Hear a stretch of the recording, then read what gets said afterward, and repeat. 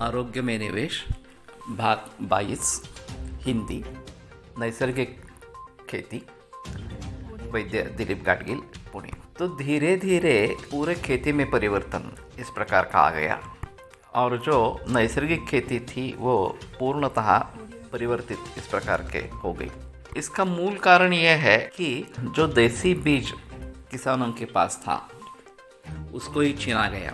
हर बरस आपको हाइब्रिडाइज जो सीड है वो कंपनी से लाना है।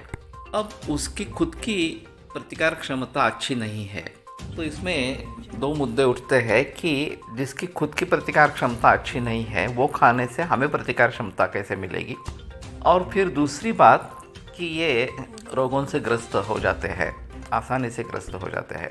तो उनको रोगों से बचाने के लिए ये कीटकनाशक का उपयोग शुरू हो गया और हम केमिकल्स उसमें डालने लगे। दूसरी बात ऐसी रही कि मजदूर होते थे और जो तृण है वो निकाला जाता था, घास जो निर्माण होता है वो निकाला जाता था, हाथ से निकाला जाता था। अब मजदूर मिलना करीबन लगभग बंद हो गया और फिर तणनाशक या ग्रास को नष्ट करने वाले केमिकल्स फिर से आ गए। बैलों का बड़े पैमाने पर उपयोग हो रहा था, चाहे नांगरण जो कहते हैं उसके लिए भी होता था, कुएं से पानी निकालने के लिए भी इस प्रकार के बैलों का प्रयोग होता था।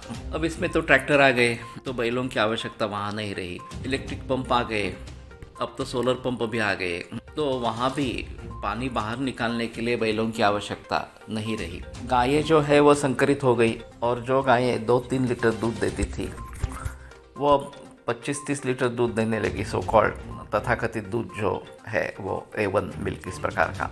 इस सभी से शुरू में थोड़ी संपन्नता हुई, ज़्यादा आमदनी, लेकिन बाद में ज़मीन की जो क्षमता है वही कम होती जा रही है क्योंकि उसको उसका नैसर्गिक अन्य जो है वो नहीं मिल रहा। और अब यही सिलसिला आगे चलता रहे तो अब कितने भी पेस्टिसाइड्स, कितने भी केमिकल फर्टिलाइजर्स डालो, ज़मीन से उपज नहीं होने वाली। हमें ज़मीन वैसे ही रखनी पड़ेगी, बिना फसल इस प्रकार के रखनी पड़ेगी, या फिर उसमें नैसर्गिक उनका जो खाद्य है, सेंद्रिय मलमूत्र इस प्रकार के, उनका प्रयोग करना पड़ेगा, तभी फिर से ज़मीन अच्छी होने लगेगी। और उस समय में जो नुकसान होगा वो बहुत ही बड़ा नुकसान इस प्रकार का होगा।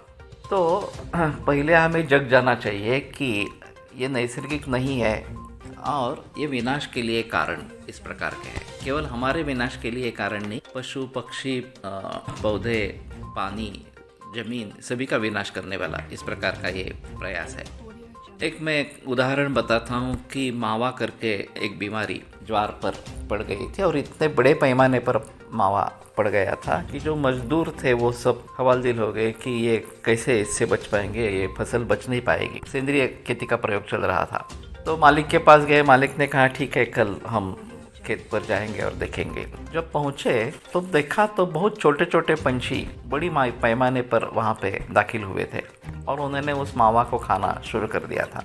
अब बात ये रही कि मावा इतने बड़े पैमाने पर था, हजारों की संख्याओं में ये पंछी आए थे, फिर भी उन्हें 3 दिन लगे मावा खाने के लिए, लेकिन फसल बच गई। मावा पूरी तरीके से नष्ट हो गया और फसल बच गई। तो ये नैसर्गिक शत्रु है और ये भी कीटकनाशकों के जरिए दूर हो गए थे। तो हमें इस प्रकार का या दशपर्णी अर्घ का प्रयोग करना चाहिए।